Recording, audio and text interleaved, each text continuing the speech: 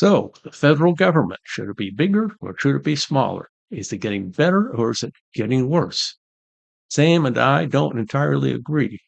Stay tuned.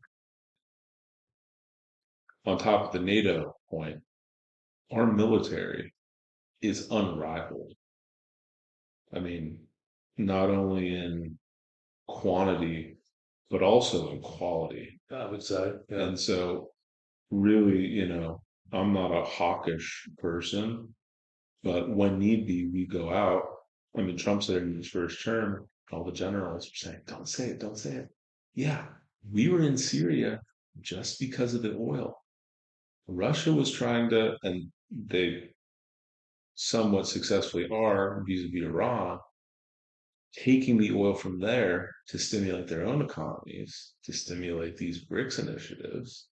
And we were going into Syria with alternate pretenses. That's been known to happen. Yeah. Correct. Yeah. But this led to us remaining that global superpower. So we don't have to, so it's our military might, it's the trust, the faith and credit of the American system, which I'm sure you would agree is unrivaled compared to any other country in the world, Yeah. based on our rules and norms.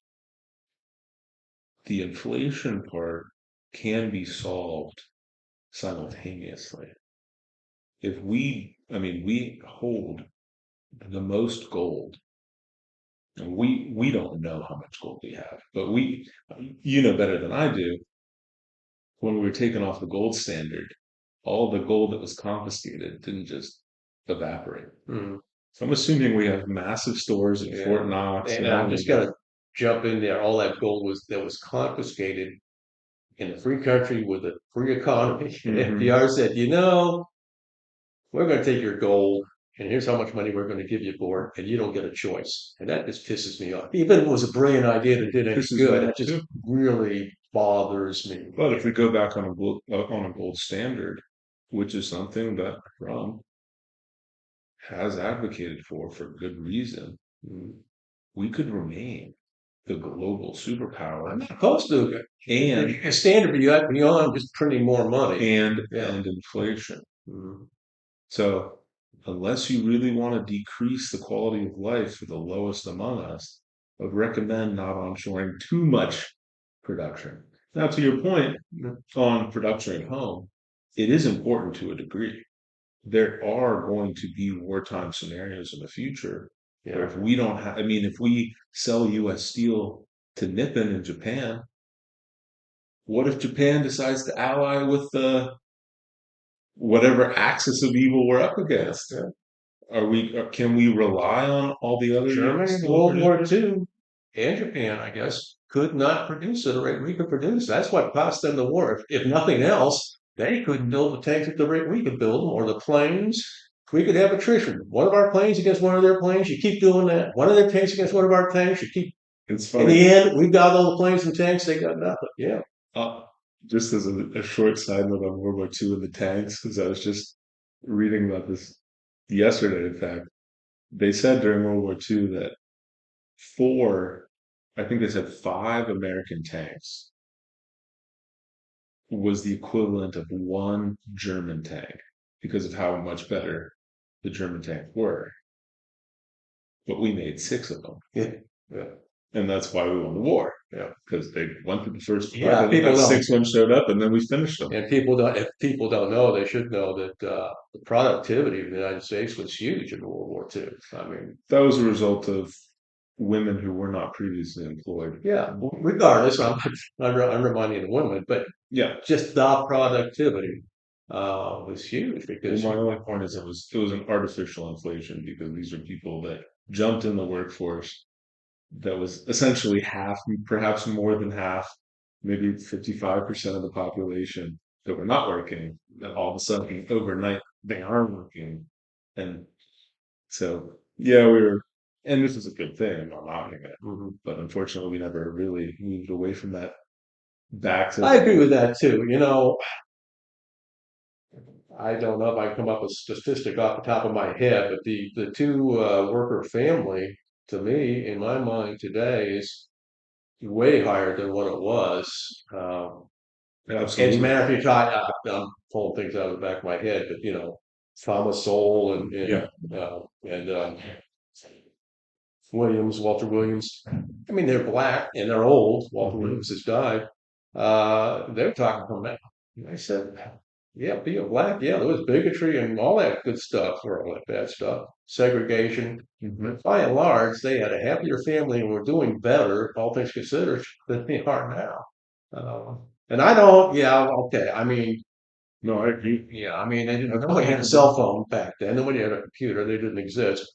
Uh, Well, separate from quality of life, which has increased exponentially because of innovation, because of American innovation, which all these other countries have copied. mhm. And China, I mean, they steal all of Oh, our they steal stuff like and then crazy. copy. Oh yeah. We think they're the smartest.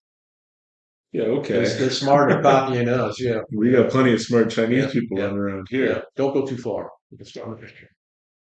Um, yeah, objective measures, you know, reconstructionist era, they're much better. To your point on the first point you made in our discussion, Toby, your hound, good boy, loves being taken care of. Mhm. And dogs, when they're taken care of properly, they become better boys. People, when they're taken care of too much, they become bad boys. Yeah. And when we started taking care of everything, I mean, I was having a long conversation the other day about the civil rights movement. Obviously, the civil rights movement had to happen because equality under the law was a necessitous to our constitutional republic that it was established. Where we went too far was the Great Society Act. Oh, And the government starts printing money to fund their initiatives, which indirectly taxes the people that they are stimulating, yeah. but also it incentivized poor behaviors Yeah. and made people dependent on a state that depended on productivity. Absolutely. And I don't have to read that in the book. I'm old enough to Yeah, remember. I was old and I just, oh, yeah, I mean, I'm not a genius now and I was less smart then, but I'm looking at what LBJ is doing and I'm going, you've got to be kidding. What the hell do you think? How do you think this is going to turn out? And guess what? It turned out just the way I thought it would turn out. exactly. Yeah, just making little And pets of the people, you know? Yeah. exactly, Yeah. making them dependent on the state, you create Yeah. a generational contagion effect. Yeah. And when I was growing up, it was, so you want a better life? Well, get to work.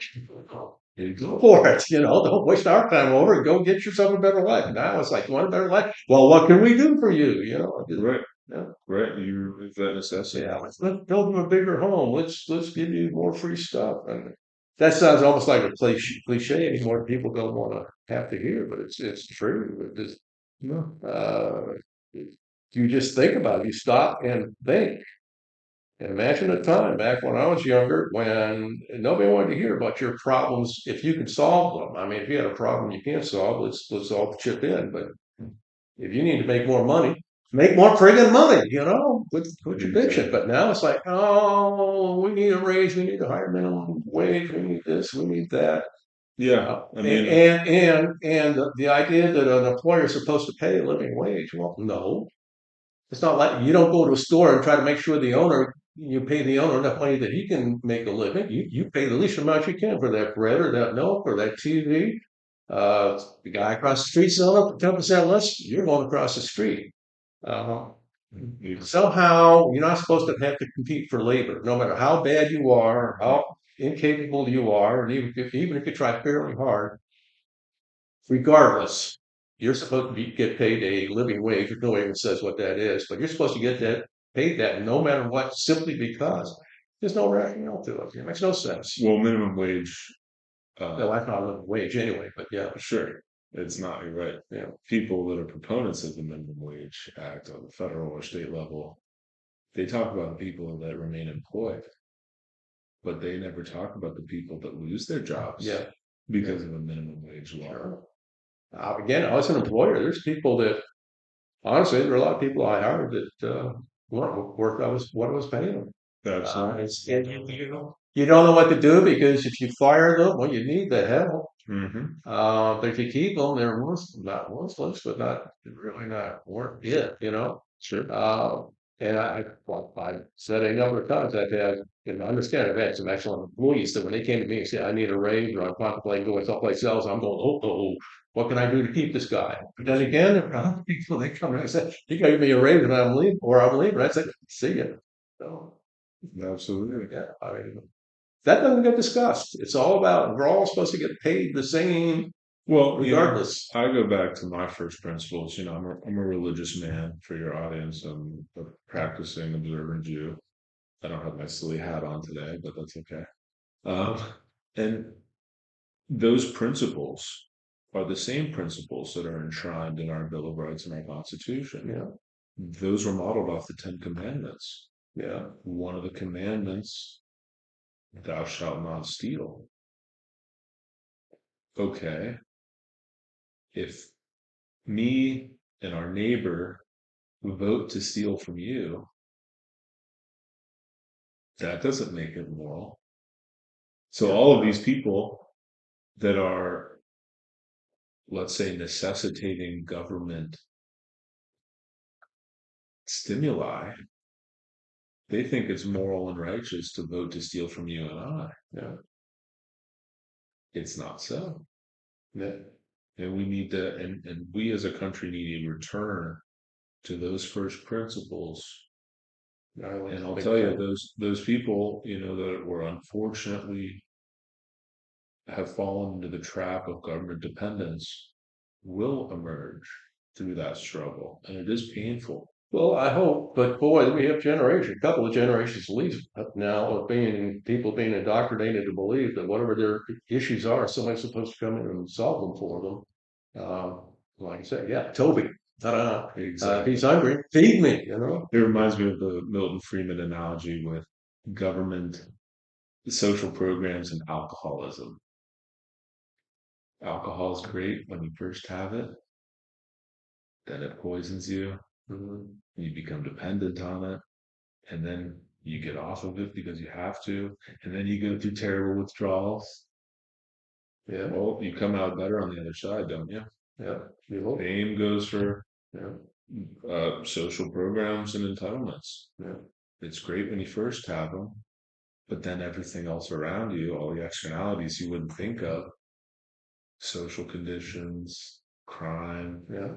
I mean, the black community, and again, I'm drawing from, and basically we're just far from a black community. My business was in a black community. Absolutely. Um,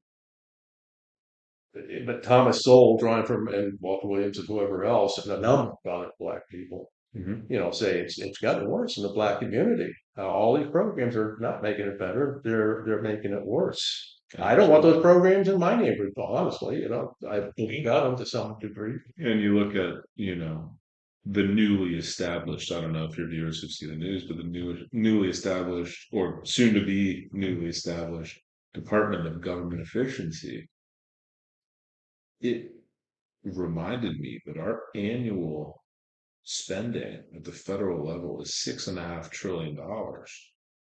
I don't know if you know what $1 million in cash looks like, but if we remove the house from the property and stacked 6.5 trillion in cash, it would overflow the property.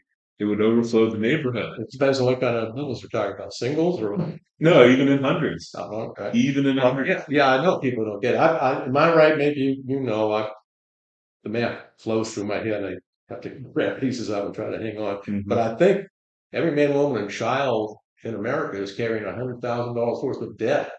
I believe something like that.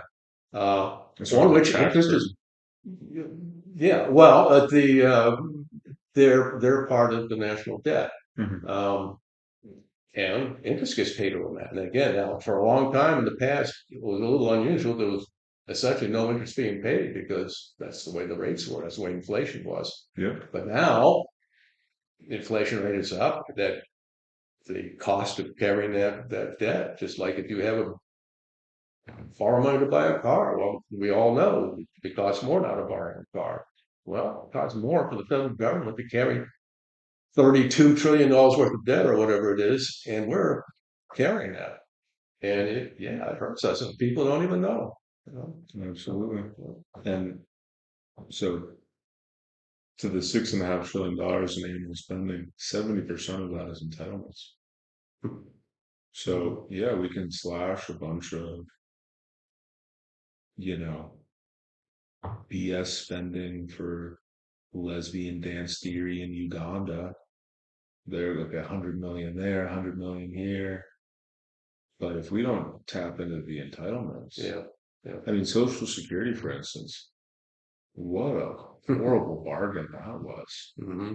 The government could have easily, and if you ask people, where's your Social Security? What is it held in?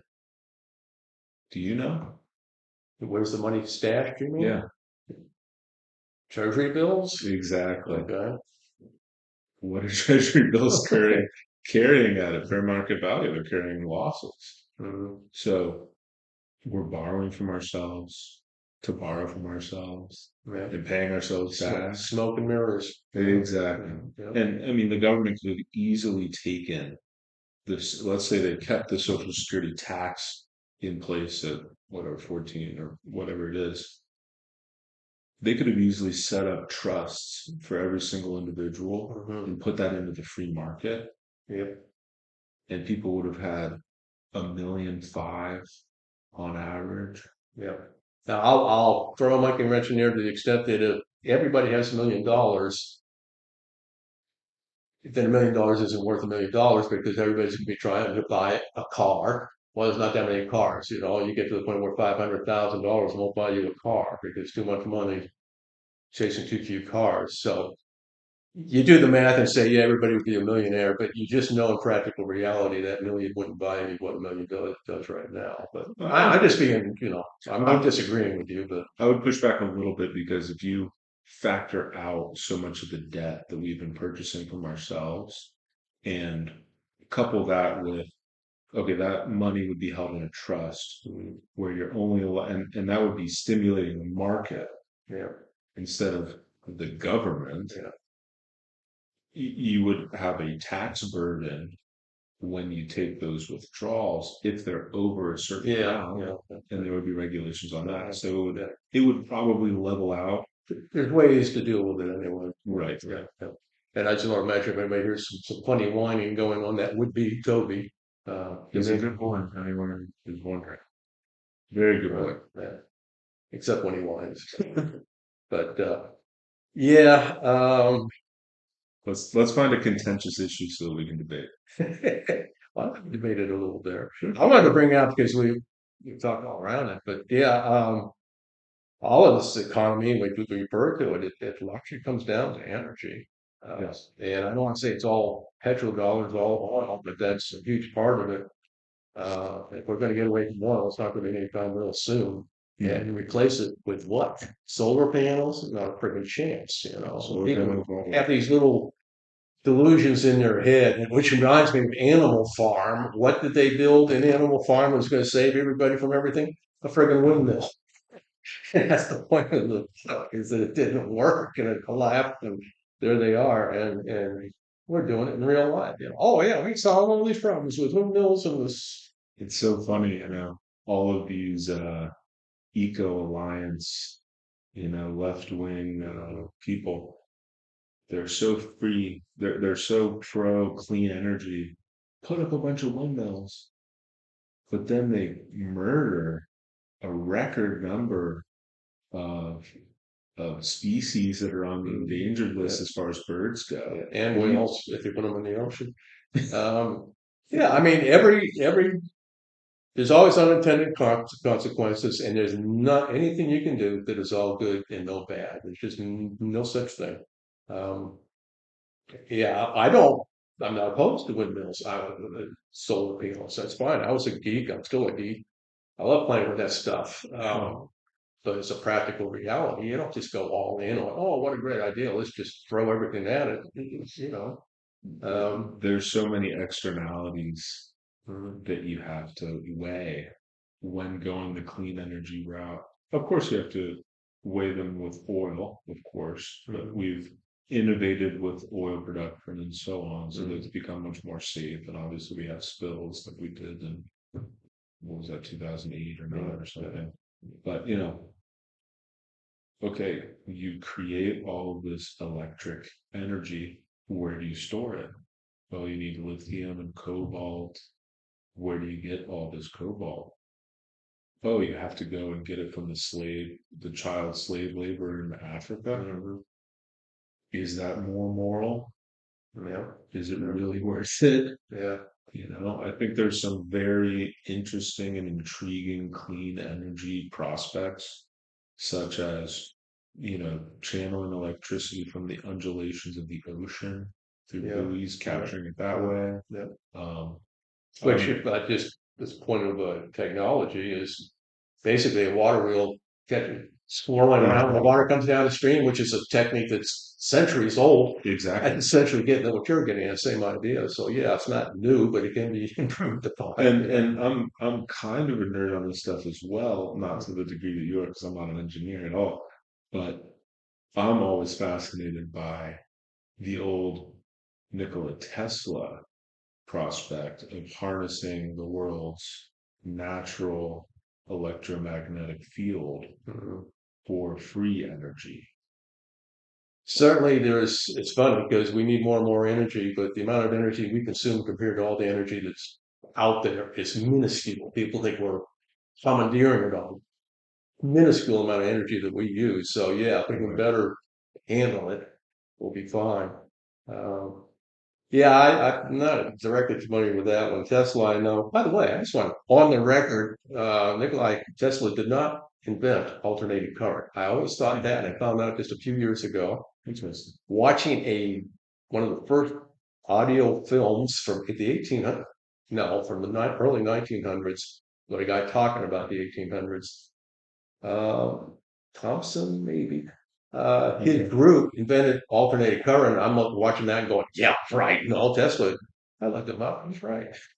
Tesla adapted it, but he didn't invent it. So, Did you know that Nikola Tesla was either directly affiliated or somewhat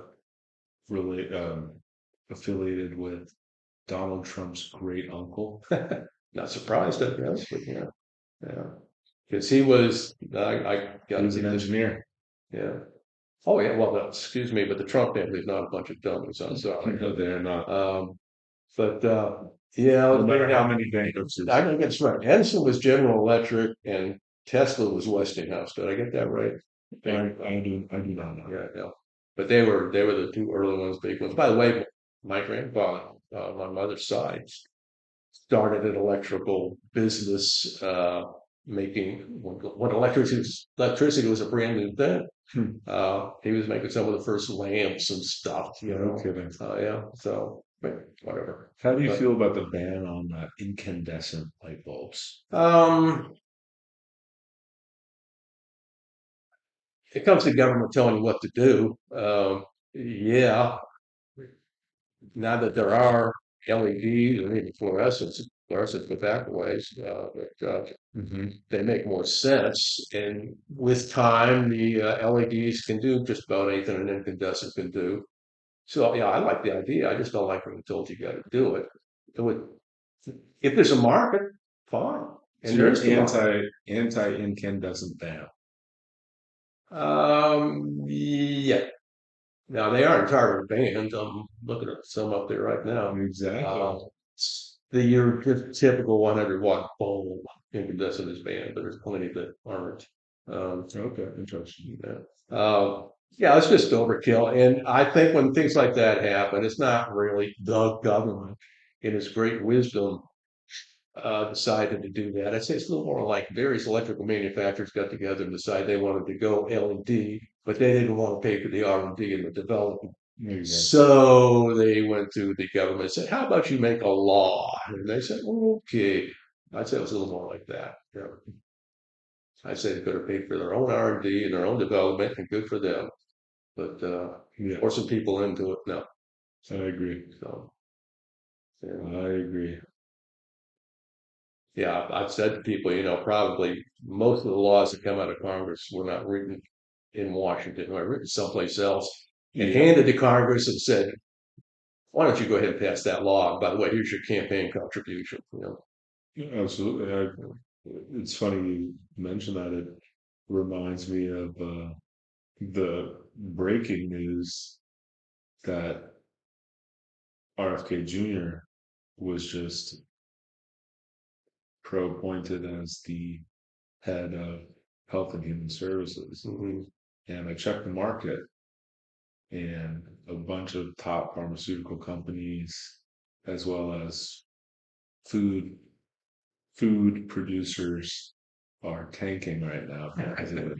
Yeah, yeah, And yeah, the revolving door yeah. will Yeah. cease to revolve, hopefully. But I'm not going to flip on that. If a food producer wants to produce garbage and people will pay for it, it's a free country. But I don't mind seeing some of that cave in all the same. Well, I'd push back a little bit. If the garbage is inherently poisonous, If you put on the label, this is poison. There you go. yeah, you can do that. But I mean, so are you pro lead paint then? As a guy who's mostly owned houses from the 1800s, I better be okay with it. I breathe a certain amount of paint dust from safety lead paints. I survived. Uh, no, I'm not against cleaning things up and making things better for sure. Again, people get carried away and get panicked over it. There were problems pulling the lead out of paint. It wasn't in there for nothing. It worked. Yeah. But at the same time, they started making latex, and the first latex, just give you a little history lesson. First latex paint would suck. Mm. Oil paint was better, but now it's pretty well flipped. The latex is better, but doesn't need lead, so fine. But, so, um, Yeah, we'll have to see what happens. Personally, I think the government in its limited capacity to as designed to govern should protect people from producers giving us. yeah, but if you're free markets, I go right back to what I said. Label it properly. I don't know what else you do. If you've been talking about how the government coddles people and the Great Society programs, well, they kind of go hand in hand with having a government that says, no, you can't buy that because it's bad for you. True, I think a large part of the food system as it goes now, I mean, the reason why you're seeing such rapid, uh, you know, the rate of obesity and diabetes is because of high fructose corn syrup, which by all measures is more expensive to manufacture and produce than it would be sugar. But we subsidize high fructose corn syrup. And So we put the rest of the corn in the gasoline. So yeah, exactly. yeah, for sure. I think I would probably agree that if they really do want to put poison in the food and people want to buy it, as long as it's labeled properly, Yeah, I I think that's probably because good. yeah, if Good you middle ground. it is the thing that look at it this way: you go to a store, go to a big store with all kinds of stuff. You have a reasonable um, right to believe, and I don't really believe, but a reasonable expectation that really be true that you can pull anything off of any of those shelves and eat it, and it won't kill you Right. because of all the regulations. But imagine there's no regulations, and going in, there's stuff on that shelf that'll kill you. Exactly. And it's up to you to make sure. Well, think what that does for your mind. Yeah. Be more aware of what you're dealing with in yourself and what you're ingesting or even being around. Oh my goodness, and it applies to so many things. Yeah, yeah. So many things. Because I've done hazardous work. It's kind of funny because there's OSHA protecting me from me. And some of this, I'm not knocking OSHA, but some of the regulations are kind of odd, shall we say. But in the end, if you're counting on OSHA to save your ass, good luck. Or if you're counting on the FDA or anybody else, you best count on yourself and pay attention to where the hell you're at and what you're involved with, what you're eating, what you're breathing, Absolutely. on your own. And that there's a problem with so many people just presume it's on a shelf, so it must be safe. Uh, people Yep. 200 years ago, without all this government agency stuff, probably were more savvy about what you can do and not do. They were more intimate about what food production was, and they didn't have so many synthetics in their food. They had less things to even concern themselves with for sure. But also, I think they just had a better sense of it is up to a person to figure out what he's dealing with. Absolutely. So, who knows best? You, the government, me, Sam, all of us, none of us. Are we smarter now than people were 200 years ago? Good questions. Answers are kind of tough to come by. Governments are run by people, just like you and me. Are they smarter than us? Do they care about more about you than you care about you? More about me than I care about me? Do they really know best? Clearly, I don't think so. How about you?